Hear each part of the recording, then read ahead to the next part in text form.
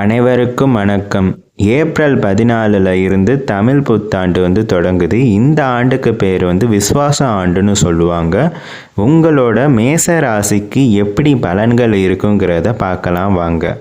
குரு பகவானோட பார்வை உங்களுக்கு தொழிலில் வேகத்தை உண்டு பண்ணுவார்.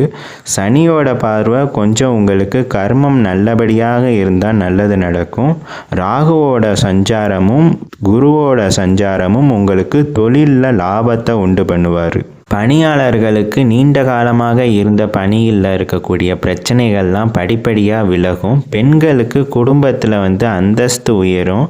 திருமண வயதில் இருக்கிறவங்களுக்கு திருமணம் நடக்கும். கல்வி ஆசிரியர் இந்த மாதிரி துறையில் இருக்கிறவங்களுக்கு ரொம்ப அற்புதமான காலமாக அமையும். சூரிய பகவானின் சஞ்சாரத்தினால உங்களுக்கு சின்ன சின்ன உடல்நிலையில் பிரச்சனைகள் வரலாம். அது செப்டம்பர்லேருந்து அக்டோபர் மாதத்துக்கிட்டக்க வரக்கூடிய பிரச்சனைகள்.